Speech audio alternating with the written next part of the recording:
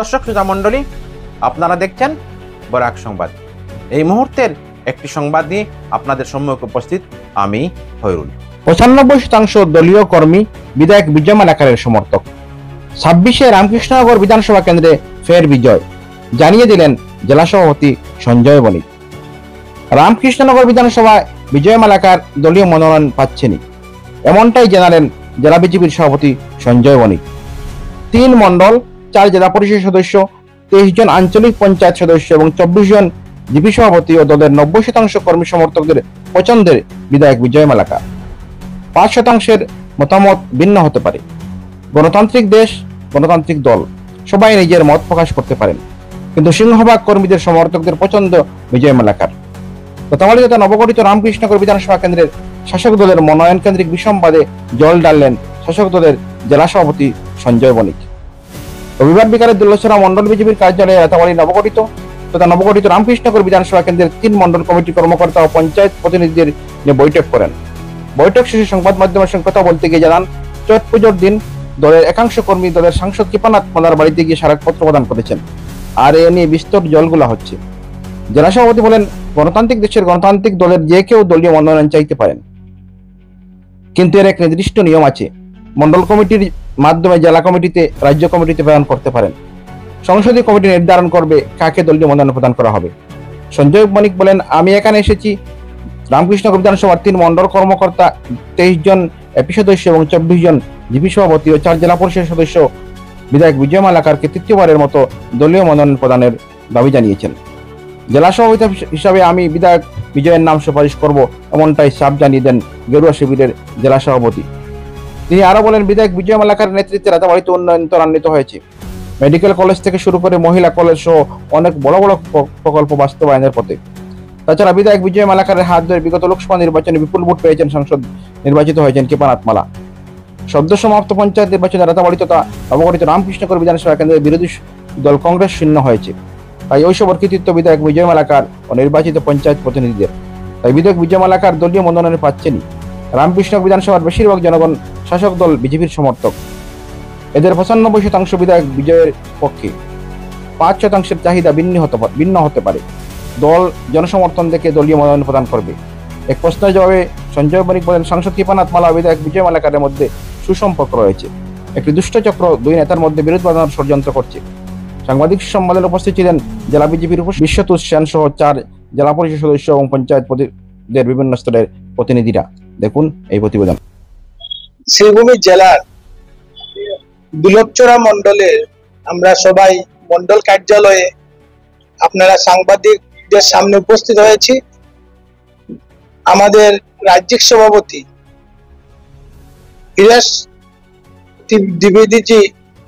হরিশ দ্বিবেদীজি আমাদের প্রভারী 2 দিনের কার্যসূচি নিয়ে আমাদের জেলায় আসবেন।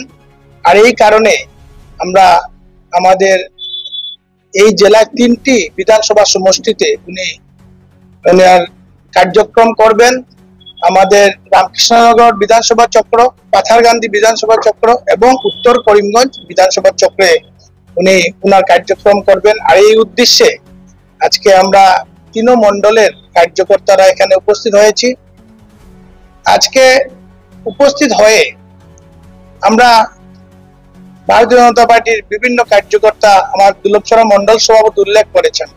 এখানে আমাদের এই বিধানসভা চক্রের যে জেডপিসি 4 জন আছে এখানে উপস্থিত আছে এবং 23 এপি সদস্য এখানে উপস্থিত আছে এবং 24 জন পঞ্চায়েত সভাপতিরা এখানে উপস্থিত আছেন এবং জেলা কমিটির থেকে আমার সঙ্গে আসা আমার 2 সাধারণ সম্পাদক দিলীপ দাস মহাশয়, জয়শঙ্কর চক্রবর্তী এবং আমার একজন উপসভাপতি যিনি এই মন্ডলের প্রভারী বিশ্বতুষ সেন মহাশয় এবং আমার জেলার সহপ্রভারী সুরজ সেন মহাশয় আমাদের এই আজকের সাংবাদিক বৈঠকে উপস্থিত আছেন। আজকে এখানে উপস্থিত হয়ে আমাদের কার্যক্রমের মাধ্যমে আমাদের যারা কার্যকর্তারা ওনারা কিছু বক্তব্য আমার কাছে তুলে ধরেছেন, আর এই বক্তব্য আজকে আপনাদের সামনে আমি তুলে ধরব। আজকে 25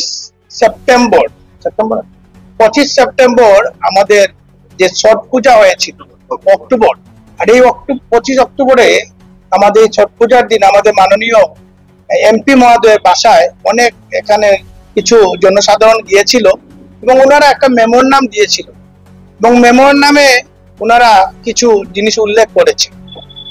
আমি জেলা সভাপতি হিসাবে একটা জিনিস বলতে চাই যে ভারতীয় জনতা পার্টি এমন একটা রাজনৈতিক দল, এটা একটা সুশৃঙ্খল পরায়ণ রাজনৈতিক দল এবং ভারতীয় জনতা পার্টি ভারতবর্ষ যখন গণতান্ত্রিক দেশ, আমাদের দলটাও একটা গণতান্ত্রিক দল। আজকে আমাদের দল একটা প্ল্যাটফর্ম আছে। আজকে এই বিধানসভা চক্রের থেকে কেউ যদি নির্বাচনে লড়তে ইচ্ছুক থাকেন, এটা কোনো দোষের বিষয় নয়, সেটা নিশ্চয়ই সে দাবি করতে পারেন, যে কোনো সাধারণ কার্যকর্তারাও দাবি করতে পারেন। কিন্তু এটা একটা প্ল্যাটফর্ম আছে, জেলা সভাপতির কাছে ওনারা মেমোরেন্ডাম দেবেন বা রাজ্যিক সভাপতির কাছে মেমোরেন্ডাম দেবেন। পরবর্তী সময় সেটা পার্লামেন্টারি যে আমাদের কমিটি গঠন হবে, নির্বাচনী কমিটি, সেই কমিটিতে ওনারা বিবেচনা করবেন। আজকে এখানে আমি আসার পর উপলব্ধি করতে পারলাম এখানে যে 3 মন্ডল সভাপতি আছেন এবং 4 জন জেডপিসি আছেন এবং এপি সদস্য এবং যারা পঞ্চায়েত স্তরের যারা আছেন সবাই আজকে আমাদের বর্তমান যিনি বিধায়ক আছেন বিজয় মালাকার, উনার প্রতি সকলের আশ্বস্ত আছে। উনারা সবাই আমাকে বলেছেন যে উনারা বিজয় মালারকে আবার উনারা বিধায়ক হিসেবে দেখতে চান। ভারতীয় জনতা পার্টি আমার মাধ্যমে এখান থেকে যেন উনাকে আমরা রেকমেন্ড করে দিই, এইভাবে আজকে বলেছে। আর আজকের দিনে এই জিনিসটা আমি বলতে চাই যে ভারতীয় জনতা পার্টির কার্যকর্তা আজকে এই ভিডিও মারফতে ওনারা বলেছেন যে ভিডিও কনফারেন্সে বা সোশ্যাল মিডিয়ায় বলেছিলেন যে ভারতীয় জনতা পার্টি কিছু কার্যকর্তা। আর আমি এই কথাটা বলতে চাই, আজকে এখানে যারা উপস্থিত আছেন বর্তমানে তাদের নেতৃত্বে পার্লামেন্ট নির্বাচনে আমাদের এমপি মহোদয় 1 লক্ষ ভোট বেশি পেয়েছে এবং এই বিধানসভা চক্র থেকে প্রায় 72,000 প্লাস ভোট বেশি পেয়েছেন উনাদের নেতৃত্বে। এবং উনাদের নেতৃত্বে পঞ্চায়েত নির্বাচনে আমরা বিরাট সাফল্য পেয়েছি। 4টা জেডপিসি জয়ী হয়েছি, 23টা এপি মেম্বার জয়ী হয়েছি এবং আমরা 24টি পঞ্চায়েতে আমাদের নির্বাচন করতে সক্ষম হয়েছি। এই যে এটাই ভারতীয় জনতা পার্টির মূল থিম। আর ওনারা বিধায়ক বিজয় মালারকে চাইছেন। এছাড়াও যদি কোনো কার্যকর্তারা থাকেন ওনাদের দাবিও রাখতে পারেন, কিন্তু আজকের দিনে আমাদের দল বিবেচনা করবে এবং আমাদের দল যার প্রতি সমর্থন বেশি আছে, আমরা তৃতীয়বারের জন্য আমাদের মাননীয় মুখ্যমন্ত্রী ডক্টর হেমন্ত বিশ্ব শর্মার নেতৃত্বে আসামে সরকার গঠন হবে। এই সরকার আমাদের জনবিরোধী সরকার, যেভাবে সম্পূর্ণ আসামকে ভারতবর্ষের মধ্যে 5টি রাজ্যের একটি রাজ্য পরিণত করার লক্ষ্যে কাজ করছেন, এই কাজকে আরো ত্বরান্বিত করার লক্ষ্যে এই বিধানসভা চক্র থেকে দুইবার আজকে এই বিজয় মালারকে জয়ী করেছেন এবং ভবিষ্যতেও ওনারা এই আশ্বস্ত আছেন ওনারা বিজয় মালারকে জয়ী করবেন।